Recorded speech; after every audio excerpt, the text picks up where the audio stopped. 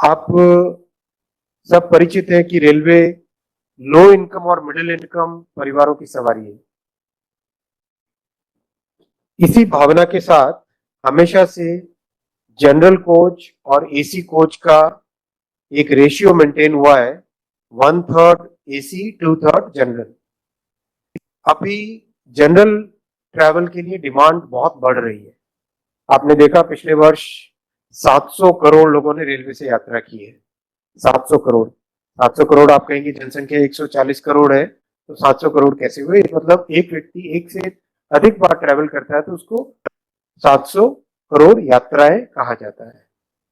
तो 700 करोड़ लोगों ने पिछले फाइनेंशियल ईयर में ट्रैवल किया है रेलवे से। इतनी बड़ी डिमांड है, इसीलिए अभी हाल ही में पहला फैसला लिया गया था इस चालू वित्तीय वर्ष में 2500 एक्स्ट्रा जनरल कोच मैन्युफैक्चर करने का, और उसके बाद में और फैसला लिया गया कि 10,000 एक्स्ट्रा जनरल कोच मैन्युफैक्चर करने का सैंक्शन किया गया। तो ये दोनों चीजें आज इस बजट में कवर हो गई। Kavach will be a major part of it because आप जानते हैं कि कवच डेवलप होना चालू हुआ 2016 में, इसका पहला अप्रूवल हुआ, 19 में सर्टिफिकेशन हुआ और उसके बाद में 22 में बड़ा प्रोजेक्ट चालू हुआ और अभी कवच 4.0 अभी कुछ दिनों पहले, 2 दिन पहले अप्रूव हुआ है। कवच एक hardware plus software plus optical fibre plus telecom tower plus on track system का पूरा कॉम्बिनेशन है, plus data centre at the station, उसका पूरा कॉम्बिनेशन है। तो इसमें कवच 4.0 अप्रूव होने से देश अपना नेटवर्क बहुत ही डाइवर्स नेटवर्क है। देश का जो नेटवर्क है वो बहुत डाइवर्स नेटवर्क है। अलग अलग जगह अलग अलग समय पे अलग अलग सिस्टम्स बने हैं। सारे सिस्टम्स को ध्यान में रखते हुए सॉफ्टवेयर पूरा बने, ये उद्देश्य था कवच 4.0 का। तो कवच 4.0 के अप्रूवल से अब बहुत ही रैपिड पेस पे इसका इंस्टॉलेशन चालू होगा।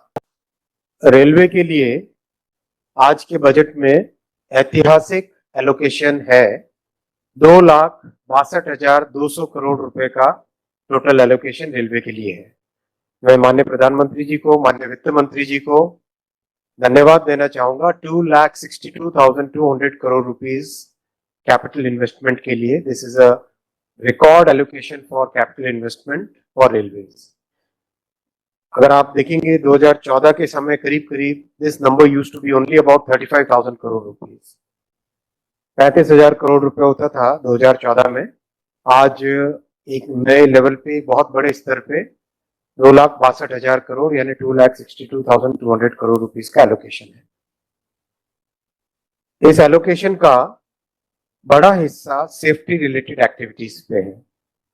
1,08,000 करोड़ सेफ्टी रिलेटेड एक्टिविटीज पे है, जैसे पुराने ट्रैक्स को रिप्लेस करके नए ट्रैक लगाना, सिग्नलिंग सिस्टम में इंप्रूवमेंट्स करना, फ्लाईओवर और अंडरपास बनाना, कवच का इंस्टॉलेशन, ये सारी चीजें सेफ्टी रिलेटेड एक्टिविटीज, इन सब के लिए 1,08,000 करोड़ का बजट एलोकेशन इस बजट में है।